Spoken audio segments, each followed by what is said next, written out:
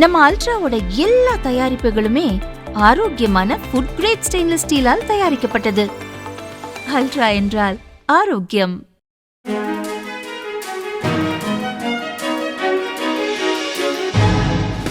தட்டை, சீடை, முறுக்கு, ரிப்பன் போகடா, அதிரசம் என்ன வேணாலும் செய்யுங்க. ஒரே ஒரு 5 லிட்டர் இதய மந்த்ரா கடல் எண்ணெய் பேக் ஒரு மாசம் முழுசுக்கும் அத்தனை சமையல் முடிச்சு விடலாம். இதய மந்த்ரா. சிவகங்கை மாவட்டம் நாட்டாக்குடி என்ற கிராமத்தைச் சேர்ந்தவர் சோனை முத்து. வயது 62, விவசாயி.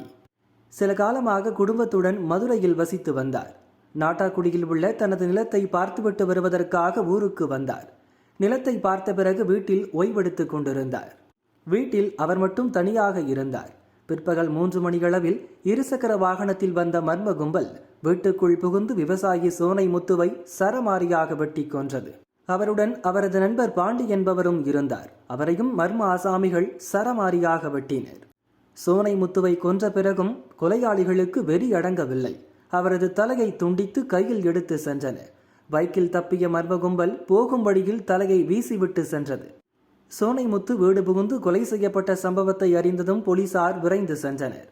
தலையில் பலத்த வெட்டு காயங்களுடன் இரத்த வெள்ளத்தில் கிடந்த நண்பர் பாண்டியை சிவகங்கை அரசு மருத்துவக் கல்லூரி மருத்துவமனையில் சேர்த்தனர். அங்கு அவருக்கு தீவிர சிகிச்சை அளிக்கப்படுகிறது. சோனை முத்துவின் சடலம் பிரேத பரிசோதனைக்காக அதே மருத்துவமனைக்கு அனுப்பி வைக்கப்பட்டது. அவரது தலையை போலீசார் தொடர்ந்து தேடி வருகின்றனர். விவசாயி தலையை போலீஸ் தேடும் வீடியோ மற்றும் போட்டோ சிவகங்கையில் பெரும் பரபரப்பாக பேசப்படுகிறது. சோனை முத்துவின் தலையை துண்டித்து கொடூரமாக கொல்லும் அளவுக்கு என்ன முன்பகை இருந்தது என போலீசார் விசாரணை நடத்தி வருகின்றனர். திருபுவனம் காவலாளி அஜித்குமார் போலீஸ் விசாரணையில் தாக்கப்பட்டு இறந்த சம்பவத்தால் எஸ்பி ஆசிஸ் ராவத் மாற்றப்பட்டார். அவருக்கு பதிலாக புதிய எஸ்பியாக நியமிக்கப்பட்ட சிவபிரசாத் இன்று பகல் 12 மணியளவில்தான் பதவியேற்றுக் கொண்டார். அடுத்த 3 மணி நேரங்களில் கொடூரமாக விவசாயி கொல்லப்பட்டுள்ளார். இந்த செய்தியை கேட்டதும் எஸ்பி சிவபிரசாத் கடும் அதிர்ச்சி அடைந்தார். உடனடியாக சம்பவ இடத்துக்கு சென்று ஆய்வு செய்தார். குற்றவாளிகளை கைது செய்ய தனிப்படைகள் அமைக்கப்பட்டுள்ளதாக எஸ்பி சிவபிரசாத் தெரிவித்தார். கொலை நடந்த நாட்டாக்குடி கிராமத்தில் பல ஆண்டுகளாக அடிப்படை வசதிகள் இல்லாமல் மக்கள் கடும் சிரமத்திற்கு உள்ளாகி வருகின்றனர். குறிப்பாக தண்ணீர் வசதி இல்லை. அதிகாரிகளுக்கு பல ஆண்டாக மனுக்கள் அளித்தும் பிரச்சனை தீர்ந்தபாடில்லை.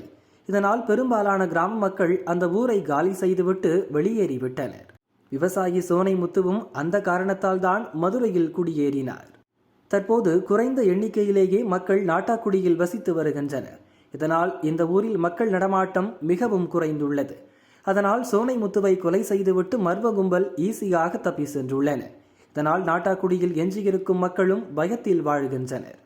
ஏற்கனவே அஜித்குமார் கொலை வழக்கு பரபரப்பாக போய்கொண்டிருக்கும் நிலையில் விவசாயி தலையை துண்டித்து கொலை செய்யப்பட்டிருப்பது சிவகங்கை மாவட்டத்தில் பெரும் அதிர்ச்சியை ஏற்படுத்தியுள்ளது.